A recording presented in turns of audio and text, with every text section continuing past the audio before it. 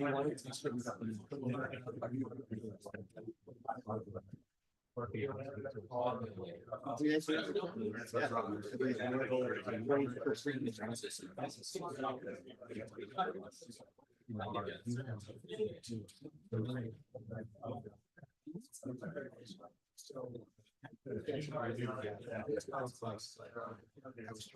way to do that.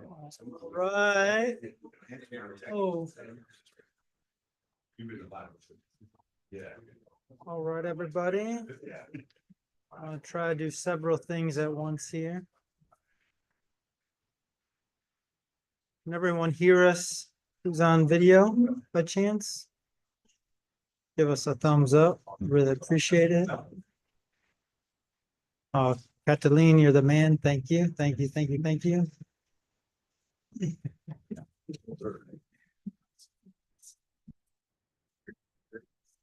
All right, everyone. Happy New Year to you all.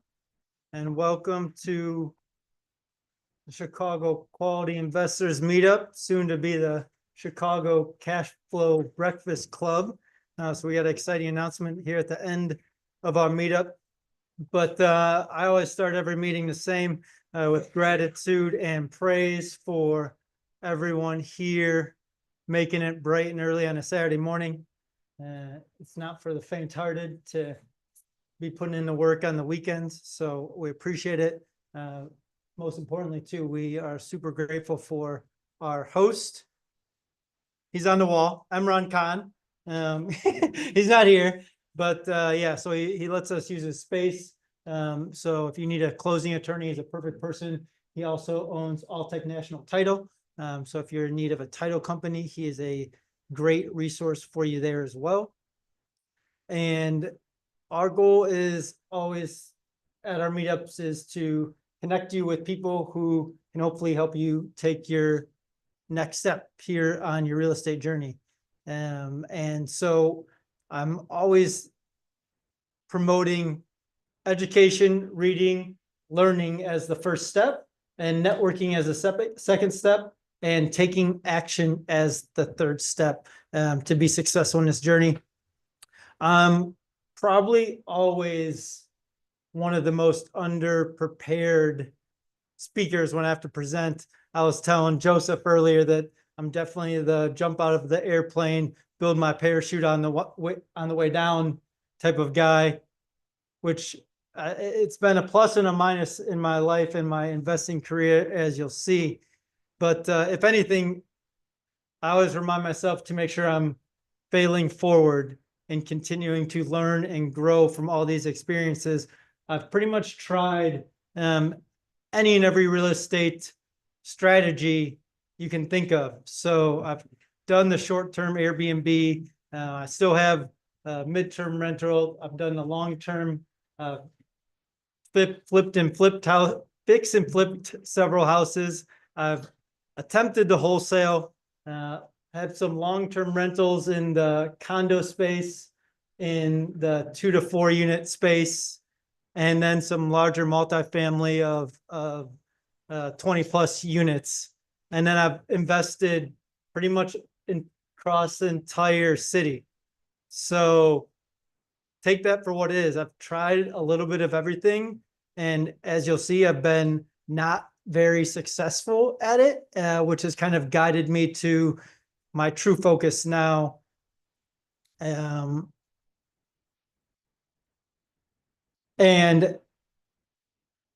typically, I think most meetups focus on the strategy, which is what we'll be doing a lot moving forward.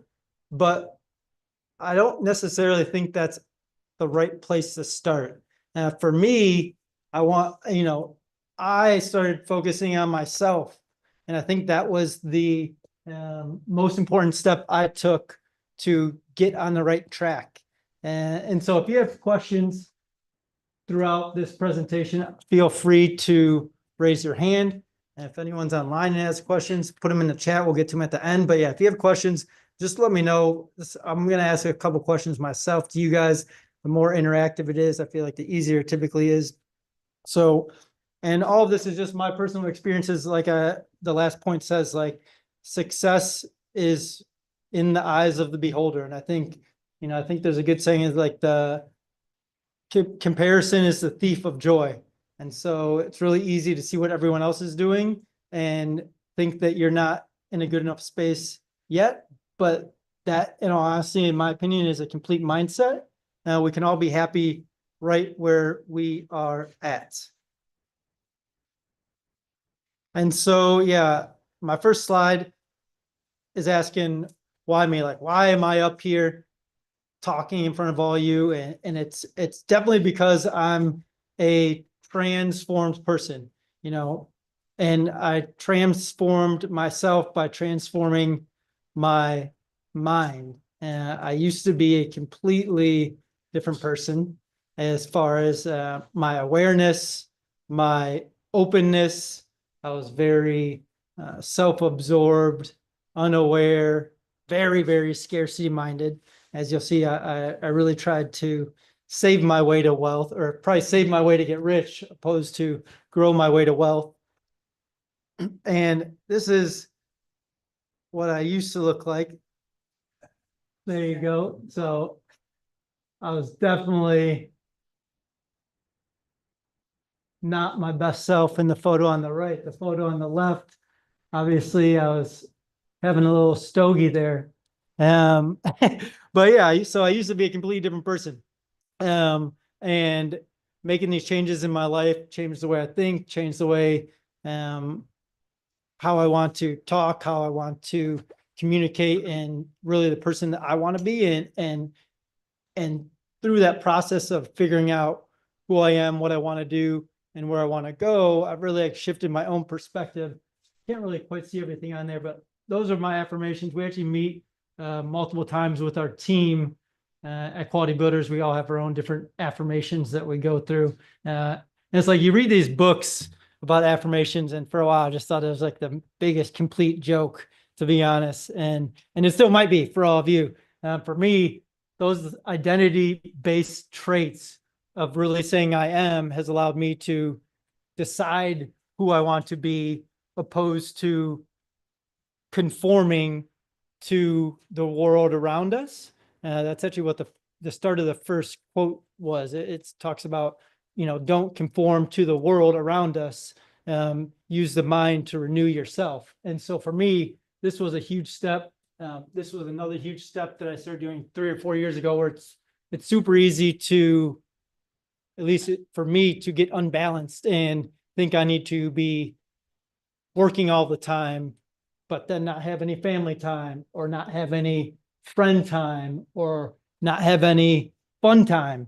And so putting all of my goals in different buckets has really helped me to live a more balanced life. I think it's always an action, right? It's balancing. It's never fully balanced. And I think that's what awareness has helped me do, is to come back and figure out where I'm unbalanced and where I need to adjust my life moving forward. Okay, so there's one thing I want you to remember or write down. It's this. So flow equals focus plus systems plus repetition. And I love breaking things down to like the granular definition of things. And so I looked up some of the definitions here. These are just from like Wikipedia, but flow is to go from one place to another in a steady stream, typically in not large numbers. So when I think of flow, I think of streams, rivers, continuously moving, but not very disruptive. That picture kind of illustrates it very beautifully.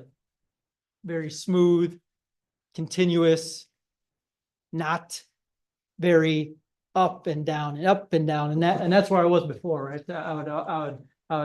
I was going in the right direction, but I was extremely volatile, like a horrible stock. I was up and down all of the time, and it just caused a ton of stress in my life, and probably unnecessary stress. Focus, the definition is the state or quality of having or producing a clear definition, or the center of interest or activity. And so I was the king of focusing on way too many things. as you'll see. And that ultimately led me to not be extremely successful in any of those things. And once you have focus, then in theory, you should be building systems. System is a set of principles or procedures according to which something is done and organized. So it's a framework or method of doing something. And I think for me, early on investing, I was so worried about the money and had such a scarcity mindset that I didn't realize that it's actually the systems that we put in place that end up helping us grow and make the money. And so once you put systems in place, everything seems to get easier. And then when you repeat your focus, then you can update your systems and do it over and over and over again. And repetition, I think it was like Albert Einstein. So it's like repetition is the mother of learning.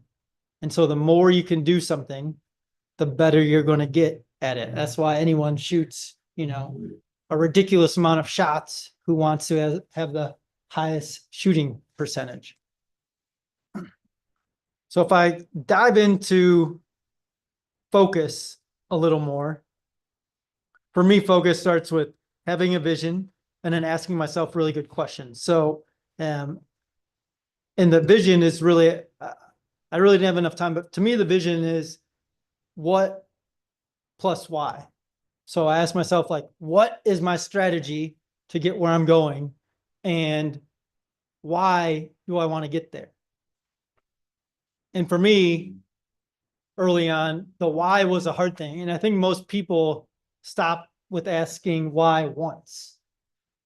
And I think there's a good book, and I think it talks about asking why 5 times to get to the root of the issue. We might say money is the issue, but it might really be an insecurity that is the issue deeper down. Or it might be, that you wanted power, but it might be because you got bullied when you were younger. I think if you continue to ask yourself, why do I want this? Why do I want this? Why do I want this? Why do I want this? Eventually you're going to get to the real answer. And it might not have been what you originally thought. And I think for me, it's just made a world of difference to ask myself really good questions. And my let quote is, the quality of the questions we ask ourselves determines the quality of our life. And a lot of times it's easy to ask yourself the same questions over and over and over again. And if you don't have people in your lives that are asking you different questions, you're just going to continue to do the same things over and over and over again. So I define focus. The focus is the center of interest or activity, and vision is the ability to think or plan the future with imagination or wisdom.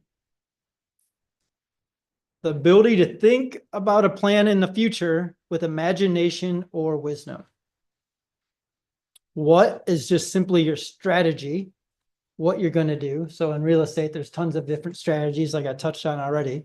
Airbnb, long-term rental, short-term rental, wholesaling. So figure out your what, stay in your lane, and then your why is the reason that you're doing it. And I think there's something too about like intentional focus. I think you can be focused on something, but not be necessarily intentional about it. I think when I think of like intentionality, I think of like parenting a lot. Most of us say that there's, you're never going to be prepared to be a parent. But how many of us actually took the time to read a bunch of parenting books before we had our kids? I think intentional parenting is one of the toughest things, because once you have a child, you're living a life of reaction, right? Your time is no longer yours when your daughter comes to the meetups and she's crying and she wants to go home, right, Andy?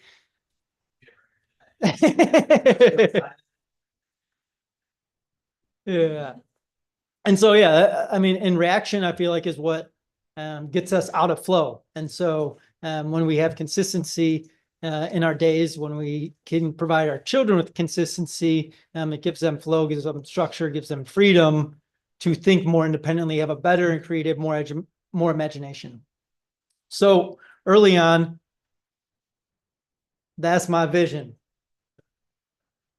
Right there. Who knows who that is? Anyone? Scrooge McDuck. Yes, exactly. Just diving into the big, I think it was like a bank or vault, right? That he had. Yeah, swimming pool of money. Yeah, there's a vault in his house. Yeah. And so yeah, that was the goal for me. I just wanted to be just swimming, backstroking in the money. Just would have been amazing. And so, but I didn't really have a vision. I just thought that money would give me, more prestige, more confidence that I lacked when I was younger from being insecure. And my vision, I also want to make $100,000. I think my dad at one point told me he made $60,000. So I was like, oh, okay, if I can make 100,000, that was like the first kind of like mile marker in my head. If I make $100,000 a year, like I've made it. Cause I didn't know anything else, right? I didn't know, how much more money there is to make out there. And so that was my vision. My what was my W-2 job. So I only really knew what my parents had taught me. I didn't get a lot of other questions or direction outside of going to college, getting my degree, getting a good W-2 job, investing in my 401k, and then retiring early, hopefully. Did anyone else have similar mindset that they had? Okay, maybe half the room. Okay, the rest of you are blessed, or even in a different situation than that. But so that was my what was going to college, getting a W-2 job, and my why for my vision. I don't think I knew. I think I just I felt like I got bullied growing up. I thought that money, was a cool thing. Sold a bunch of drugs, right? The drug dealers had all the money, had all the girls, it was a crazy, crazy thing that you see when you're growing up, and it's wild to figure out like how impressionable we are when we're kids, and if we're not being asked the right questions, the road that we can go down without having awareness of knowing something different or having someone in our life that steers us in a different direction. So I got my W-2 job. I've put up some pictures here. So I worked for Walsh, mega monster general contractor. This was a project we had in Louisville. So it was a bridge. This was the bridge over the Ohio River. That picture's from the top of the other pier tower. And then my main focus was actually in here, working in the tunnel. So, and yeah, there's not many more hardworking men and women in this world than miners. And they're also probably the most aggressive people I've ever come across in my life. I just remember distinctly my superintendent just screaming at me with the tobacco coming out of his mouth into my face about how he was God and how I needed to get out of the tunnel as quickly as possible, which I did pretty promptly. So that was my job. It was exciting. I got my first property here unintentionally, and it was really only because I was too cheap to pay rent. It wasn't because I was like, oh, real estate's the thing. It was, oh, I'm paying rent and I could actually save more money if I didn't pay rent. Did anyone ever come to that conclusion themselves as well? All right, Joseph, Jake, Andy, Nathan, Andrew. Okay, well, 75% of the people. Yeah, so I figured that out. I tried to do everything myself. So I didn't have the awareness to figure out how to do things myself either. So I just remember distinctly using a palm sander on hardwood floors. Like you can imagine how long a palm sander would take to do hardwood floors. It was ridiculous. Tried to do everything myself.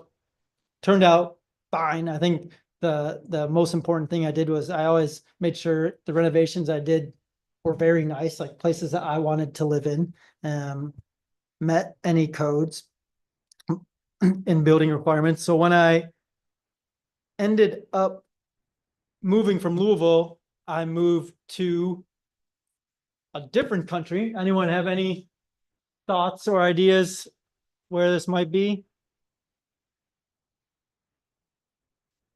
No thoughts? Any guesses?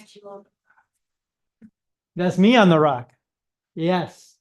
That rock is about, I want to say 1,500 or 2,000 feet off the ground. And there's like, what's funny too is on the other side of this rock, there's like a line of like 45 people waiting to get on the rock. But when you're there, you look like you're the only person there. So this is actually in Oslo, Norway. So I went to go to a different project in Oslo. I got shipped around. I moved around forever. So that's what I did for the first 10 years of my life with Walsh, working on huge mega projects. That was our project right there. Brand new US Embassy. You think your project went over budget. You guys have no idea what over budget is. So our original budget was 150 million. Yeah, that was a budget. So it ended up costing us $300 million to build it. So we were over 100% of our budget. That's going to hurt the bottom line, folks. There's no doubt about it. We actually recovered some of that money in a claim. But I moved to Norway. And the thing about Norway is it's dark a lot of the time. I think like 18 hours of the day is how dark it is when you get there. And so I ended up having a ton of time for myself, and another thing about Norway is very expensive. And so I quit smoking weed when I got my job at Walsh. Why? Because they drug tested. And so I was adamant that I wouldn't lose my job to smoking weed, but I started drinking more often. But in Norway, it's very, very expensive to drink. And since I was so cheap and stingy, I ended up not drinking very much in Norway. I actually started doing hot yoga. Has everyone done hot yoga before? Love hot yoga. I started doing Bikram hot yoga, which is like the craziest, most intense hot yoga program that you ever can think of. Like 90 minutes, like 31 poses. Like you hold each pose for 2 minutes. It's just like the wildest thing. And I had no idea that was a thing or a plan, but it really helped me kind of like start level setting, getting more aware of my thoughts, who I was. I discovered kind of the FIRE movement. That's how I got into real estate, financial independence, retire early, save a bunch of money. That wasn't the way I wanted to live my life. So I eventually found Bigger Pockets when I was in Norway. Everyone heard of Bigger Pockets? Yeah. Hope so. Okay. If not, definitely let's look it up after this.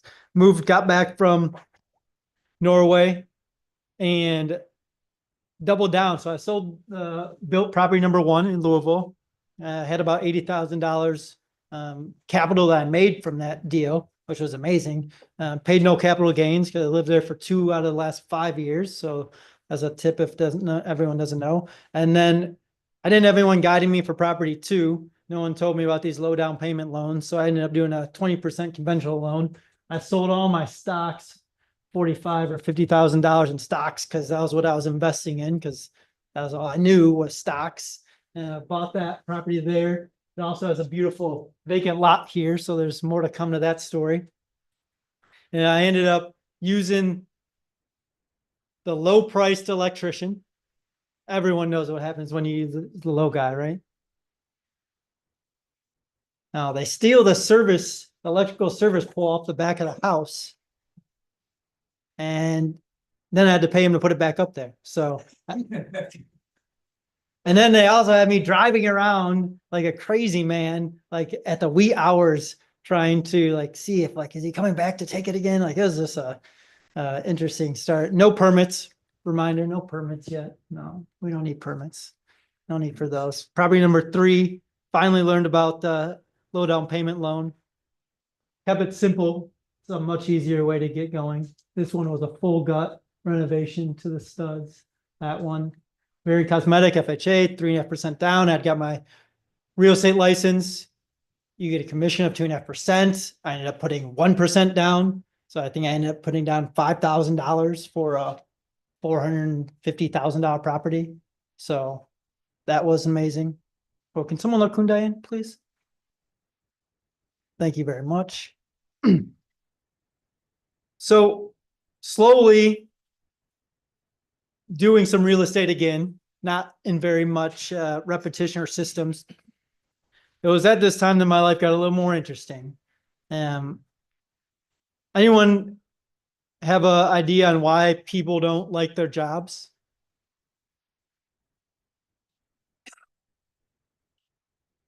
too much time. Anyone else? Bad man. Yeah, bad managers, bingo, right? Yeah, people don't hate their job, they hate their boss, and they hate their boss. And I knew I needed to align my career more with real estate through Bigger Pockets. I actually found Nest Egg, upper right-hand corner.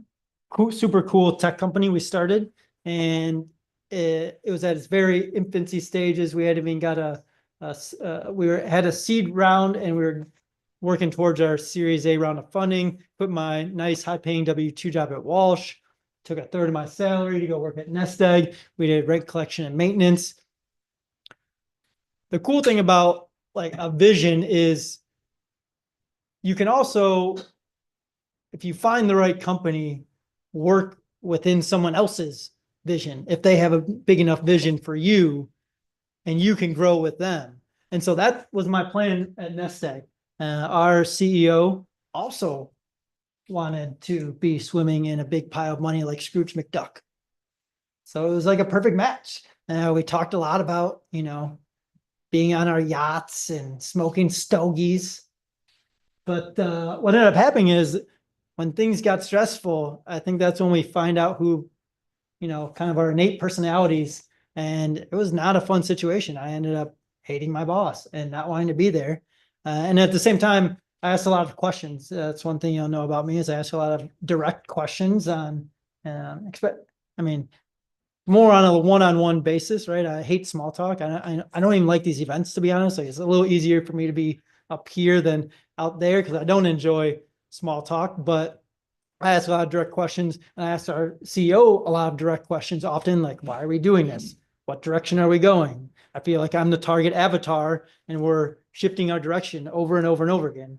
And subsequently, I ended up getting fired twice in 1 month. So that was a big surprise after being at a stable job for 10 years, leaving my stable job to go work at a tech company and getting fired after a year and a half. So then that's what prompted me to found our business, Quality Builders. But for some reason, I thought it was a good idea to found 3 other businesses at the same time because that was going to be super easy to handle. So I ended up getting my managing broker's license. I still do. It's not a focus, but it's by far not my number one focus. Tried to start wholesaling and start a development company. So on the development side, this was property number 4. So remember, there's a vacant lot next to property number 2. So I think it's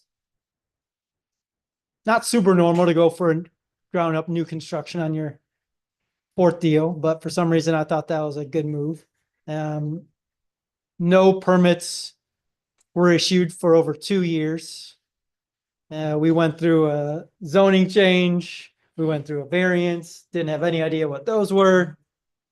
I ended up spending an extra $9,000 on my architecture plans because I had to redo those because we had originally had a type 1 zoning approval, which means you had to do a single family house. I wanted to do a duplex.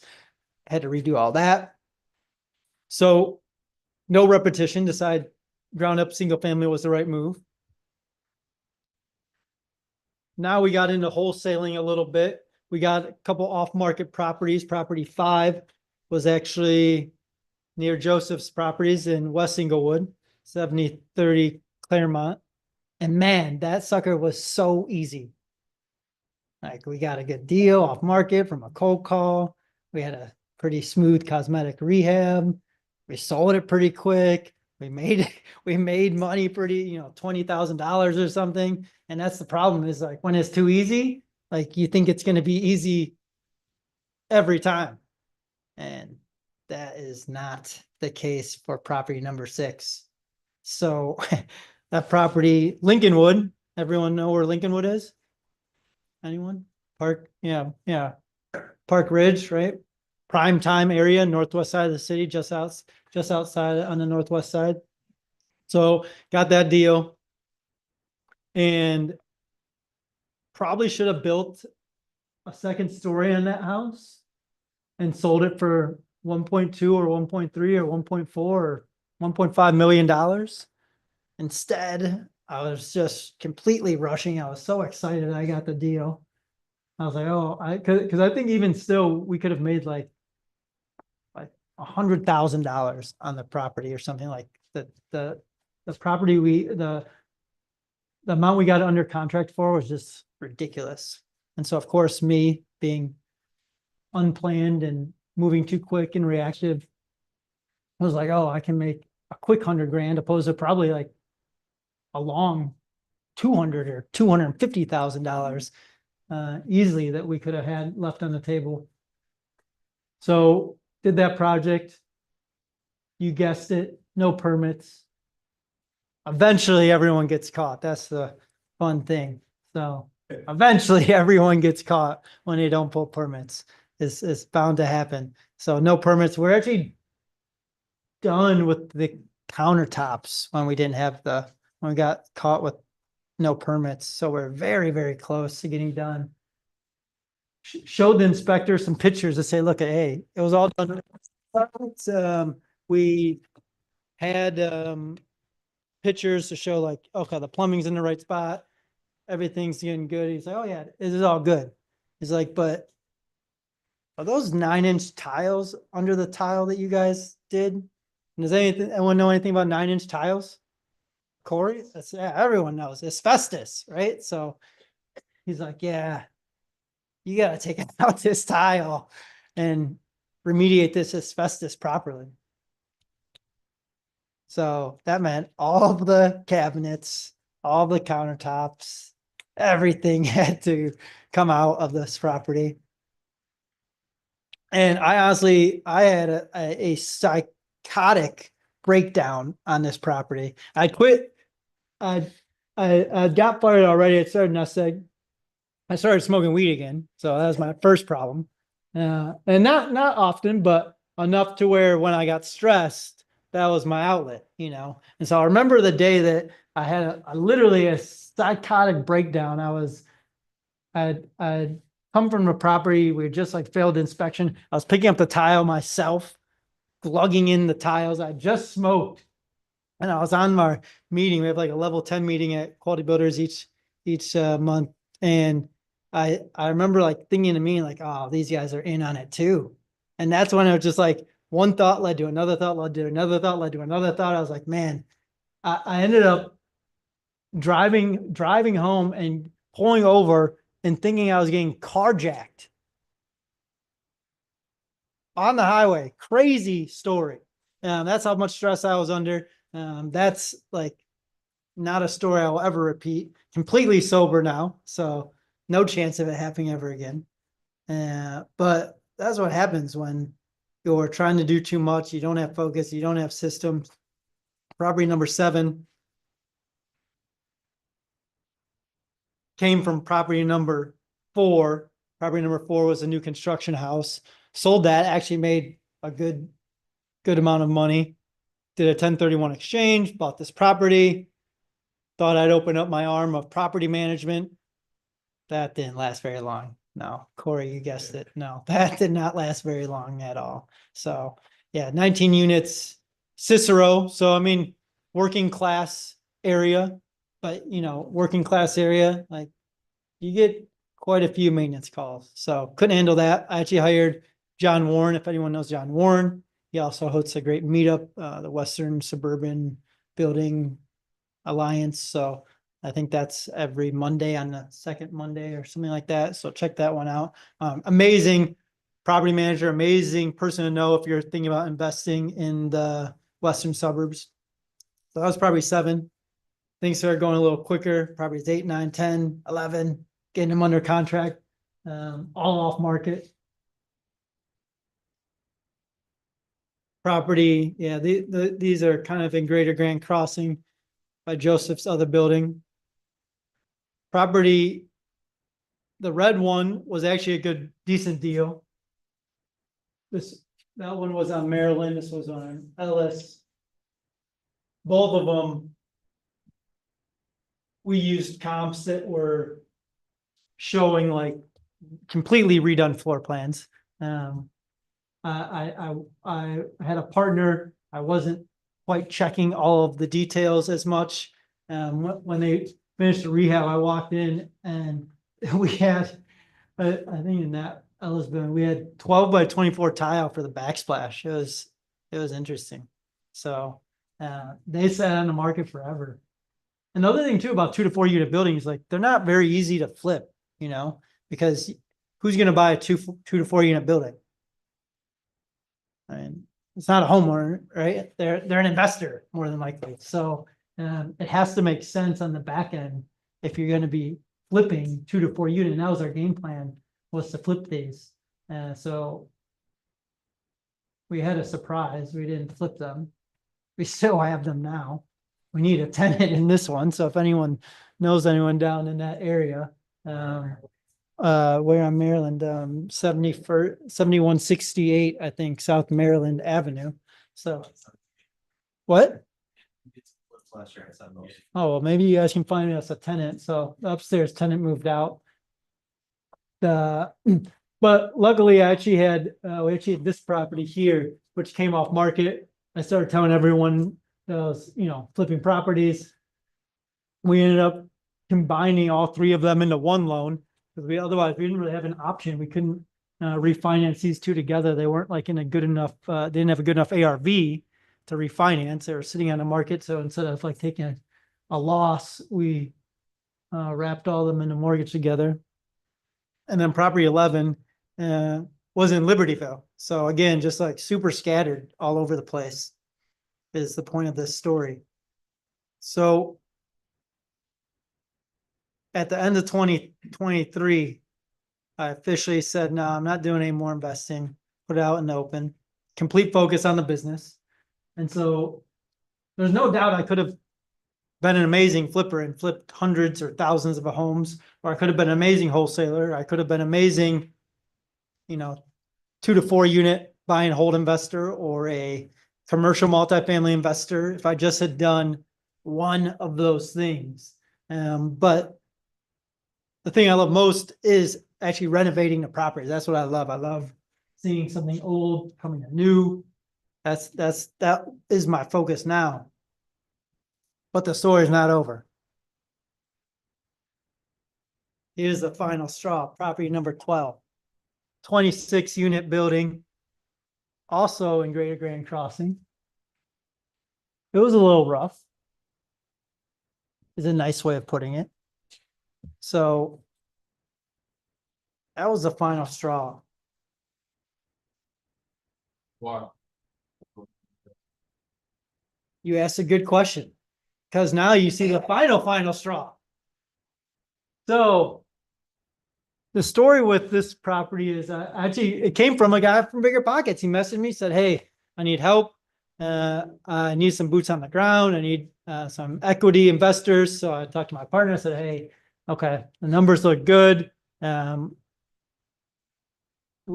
is body. Yes, we have a plan, to put management in place. The key by far in working on the south side of Chicago is to have the right property manager. That is what we learned by far. That is the thing that definitely bit us in the butt more than anything.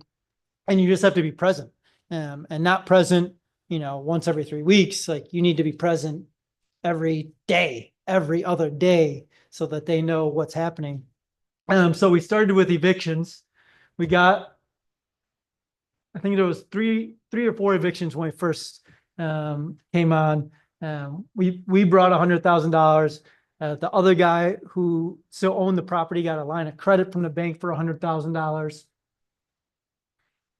Went through the first 3 or 4 rounds of evictions.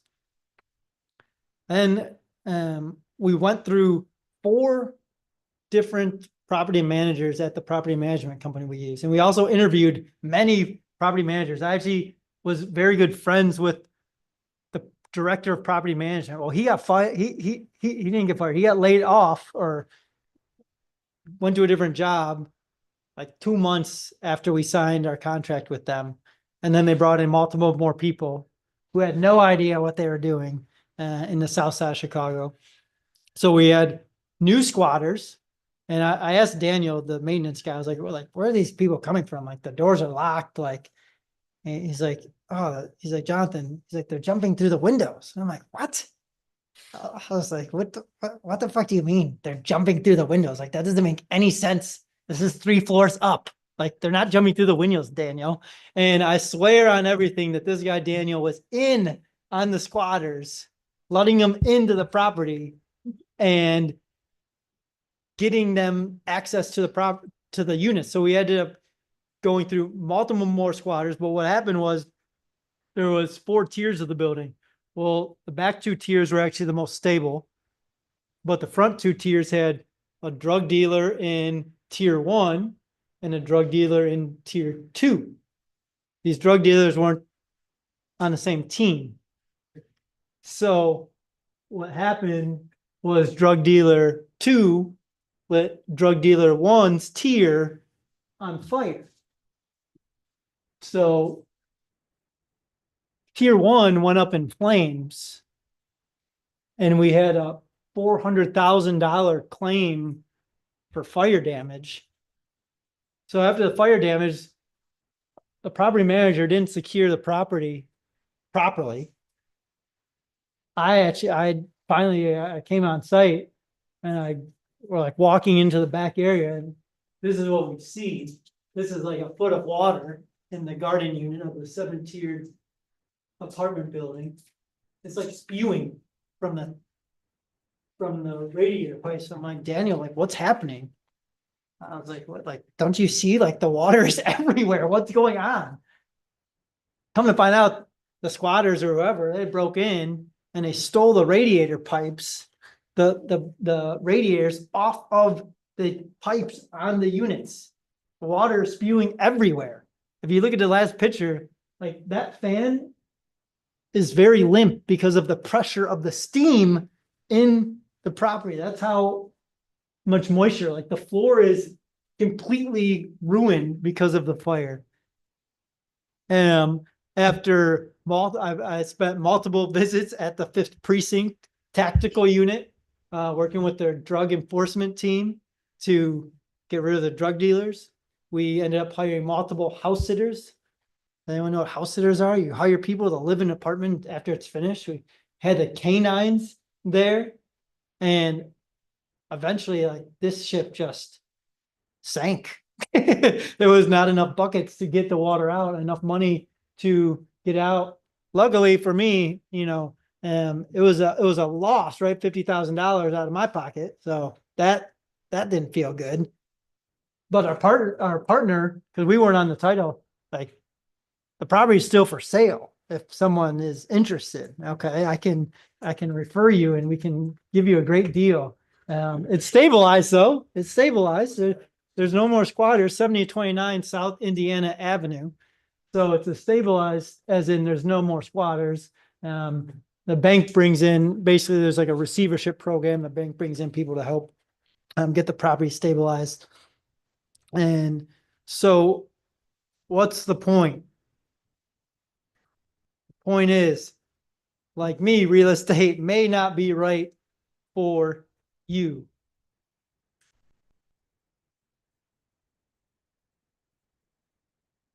But yes, you got me. Real estate might help you figure out what is right for you. And I think that's the moral of my story is, I worked very, very hard in real estate. I went every different direction, tried every different strategy, bought properties in every different suburb and area of the city. And it's obviously given me tons of skills and knowledge and experience to go invest anywhere. Like, I would not think twice about investing in the South Side of Chicago again. I love it and would definitely do it again. I know exactly what not to do, and I think that's always my question for everyone is what is the right thing for you? Because real estate is often just a vehicle that gives us time or freedom to figure out what that right thing is. And so I always want to challenge everyone to try and figure out what that right thing is for you right now. So I was actually going to take 5 minutes, awkward 5 minutes, for everyone to think about what their vision is for 2025 so they can share it with everyone once we're done, and what their why or what their what and what their why is. So you all can take out your phones, everyone. hold your phones out and just write down something about your vision for 2025, what the strategy is that you want to use. The more specific you are, the better it's going to be. And then what your why is, right? And I'll just remind yourself to ask yourself why 5 times, right? Is it money? Well, why do you want money? Well, I want less stress. Well, why do you want less stress? Because I have too many things going on. Why do you have too many things going on, right? Now we've got to the root cause of why you want something. So I'm going to set a timer, give everyone 5 minutes to just write a rough vision of what their plans are for 2025, what strategy they want to use, and why they want it. And the timer is starting now.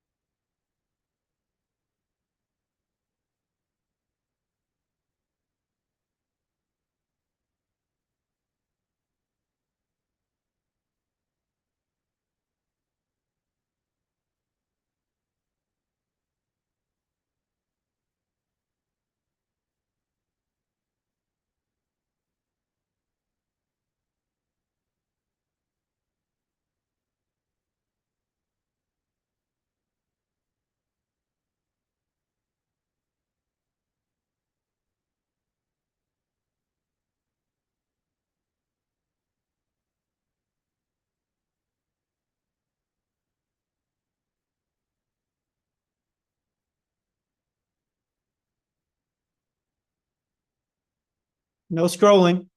No scrolling. Just making sure. Not accusing anyone. I'm just reminding everyone.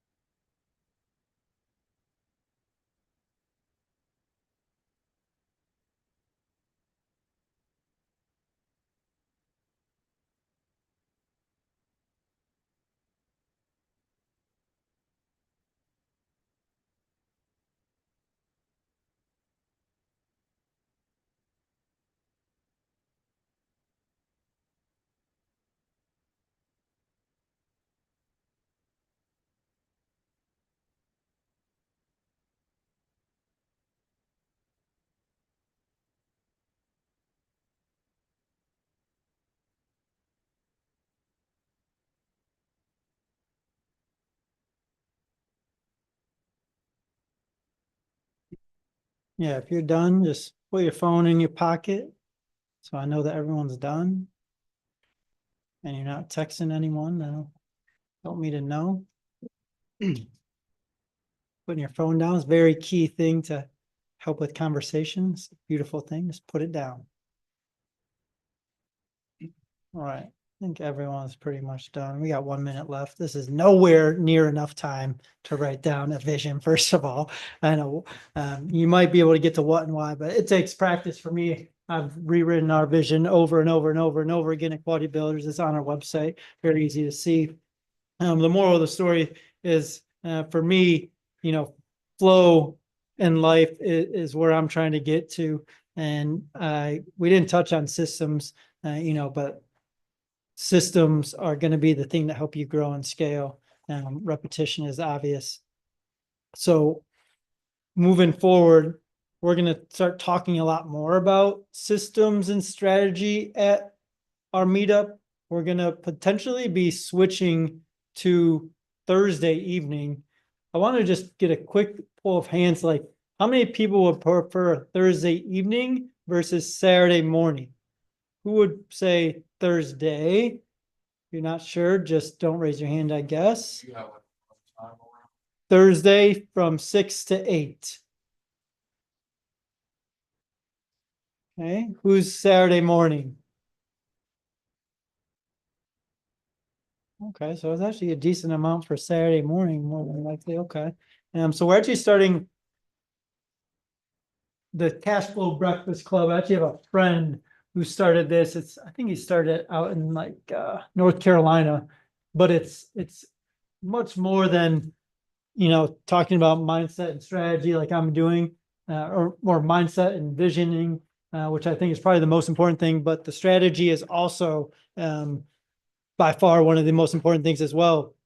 And so we're going to be diving each month into the specific strategies of how to invest in real estate. The first topic is going to be about estimating rehab costs. And so we're going to start this program. Everything is a lot more structured, as far as like presenting, working on activities during the actual time that we have together, and actually like really working to grow a community and to continue to help level each other up. So TBD if it will be on the third Saturday or the third Thursday. We have it on the third Thursday up here, but we'll let you guys know in the future. I had a Q&A thing here, but I think we're pretty much out of time. Any specific questions that anyone has that I can answer? Yeah, of course. The guy looked like he was passed out in the hallway. Oh, yeah. So what happened was the door, it was cold, and the front entrance door, they would keep breaking into it, and then they would sleep in the hallways and go to the bathroom in the hallways. It was like some very interesting stuff. Glenn knows about it. He knows what was happening here. He was on the front lines with me. Glenn, any other thoughts on 7027 South Indiana? That the knowledge, competency, I think, anything that could go wrong, went wrong. And I think the importance in this case with that picture was just at the end of it, we have to understand there's people living in the spaces, there's families, there's people going to live there. As you remember, people were praying, right? Like when we came in because they needed somebody to come stabilize the property. So it does, own a lot of responsibility on our front, right? To really stabilize, bring this up to speed, and just make everything safe. So I think, and that's obviously not the best example, but that was the biggest piece, right? Just keep people front and center, and everything else softens up, right? So. You have a question, or that was your question? Yeah. Okay, beautiful. All right. Well, the point, yeah, You guys ended up selling or still you guys? it's for sale. So if you're interested, I can definitely connect you with the listing broker. So, yeah, and it's in a much better place. Like it's in a much better place. After we worked on it, it's just like money runs out eventually, right? When you only have so many people living there, and there's still boards in the front, and we renovated, I don't know, 13 of the units, and it was a struggle. Yes. So you got all the fire damage, fixed and everything? Yeah, 70% of it. So, and then we pulled out. So, and it wasn't the worst situation for us with insurance and everything like that. So, but it just ship couldn't get turned around fast enough. Yeah, it's there. It's on the bottom of ocean. That's the Titanic. All right, so everyone's got their vision, their what and their why. I'm gonna close it up here and you guys can share where you're going. I'm a huge proponent of thinking it, saying it, writing it, and ultimately sharing it is the most important thing we can do to get into focus and hit our goals. So now is the time when we'll share where we're going and see who can help us get there. All right.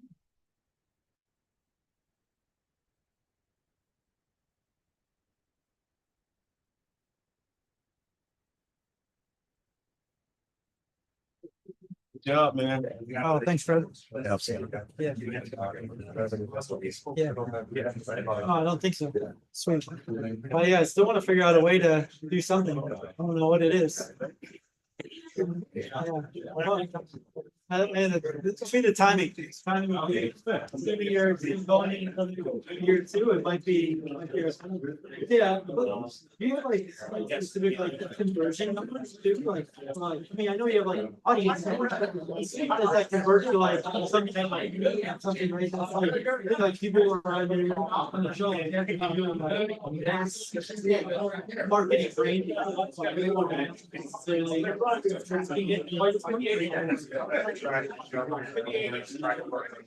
We need to have the ability to train on how to solve it. So we can integrate with HubSpot.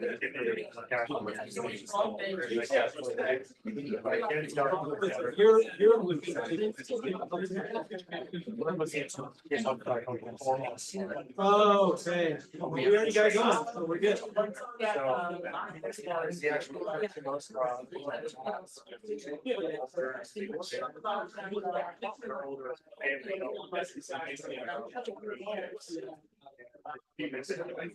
they stay on the show.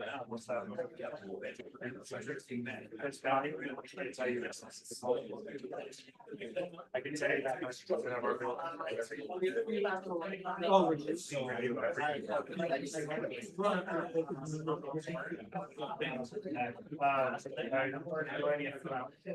We are doing it.